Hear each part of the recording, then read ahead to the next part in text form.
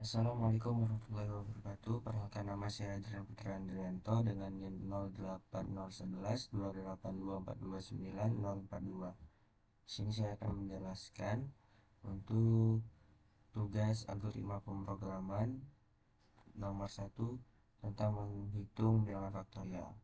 Yang pertama ada deskripsi pemrogramannya. Dalam program ini kita akan membuat program untuk menghitung bilangan faktorial. Pada program ini ada dua variabel bertipe integer yang akan kita gunakan dan faktorial sama dengan 1 bertipe data integer, yaitu n dan i. Kita masukkan variabel n untuk agar kita bisa mencari faktorial yang akan kita proses. Kita akan menggunakan pernyataan jika n kurang dari 0 serta perulangan for inisialisasi i sama dengan 1 dengan kondisi i kurang dari sama dengan n dan perubahannya ada i plus plus. Untuk proses mencari faktorialnya kita menggunakan perhitungan i sama dengan i dikali i, lalu kita bisa menggunakan hasil faktorial dari sebuah bilangan n yang kita masukkan. Untuk prosedur code-nya sendiri yaitu ada begin, kemudian variabel yang kita pakai ada n, ada i, kemudian ada faktorial sama dengan 1, kemudian integer untuk tipe datanya. Kemudian kita read n. Setelah itu kita masuk ke pernyataan kondisi. Jika n kurang dari 0 maka kita tulis tidak terdefinisi. Tapi jika tidak maka akan masuk ke perulangan for inisialisasi i sama dengan 1 sampai n, maka perubahannya i sama dengan i plus 1. Nah, untuk faktorialnya sendiri itu prosesnya adalah i dikali i. Kemudian kita tulis faktorial, lalu kita akhiri programnya. Nah, untuk calling programnya sendiri itu kita lihat di sini. Yang kita input string, kedua itu ada using dan space std.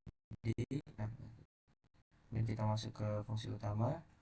Untuk tipe data yang saya gunakan integer.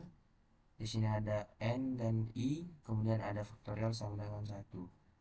Kemudian kita masukkan angka untuk dihitung faktorialnya, kita cetak, kemudian kita input ke pernyataan kondisi. Jika n kurang dari 0 maka jika pernyataannya benar, lalu kita cetak faktorial tidak terdefinisi untuk bilangan negatif.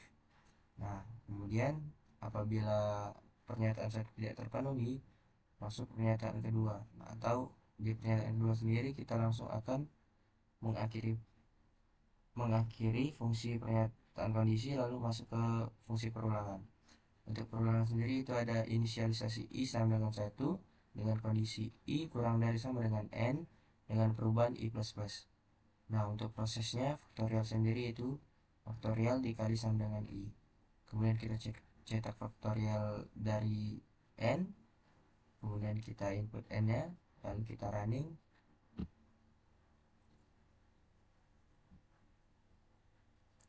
Untuk runningnya kita masukkan 5, dan hasil dari faktorial dari 5 itu adalah 120.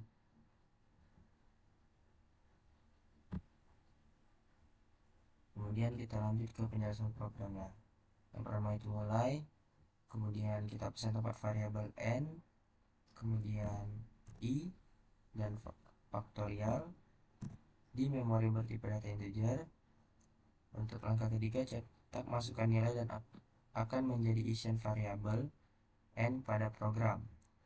Keempat, kita masukkan n misal sama dengan 4.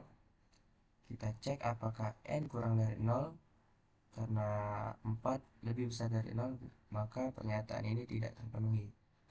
Lanjut kita ke else, lalu masuk ke pernyataan perulangan, lalu masuk ke perulangan.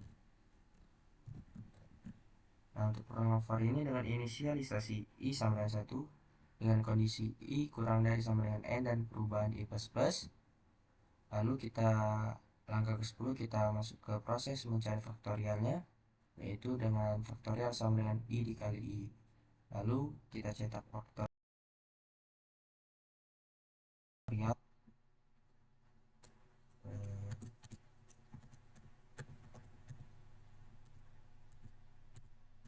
Setelah kita cetak faktorial, maka program akan selesai. Untuk flowchart-nya sendiri itu ada pertama ada mulai, kemudian kita input datanya itu ada n, lalu kita masuk ke pernyataan kondisi n kurang dari 0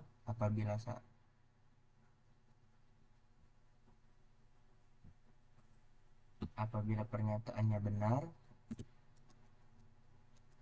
maka input yang keluar akan faktorial tidak terdefinisi.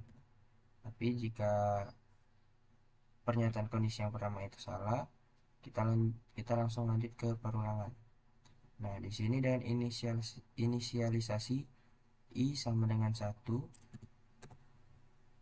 sampai n, apabila benar, kita lanjut ke proses faktorialnya.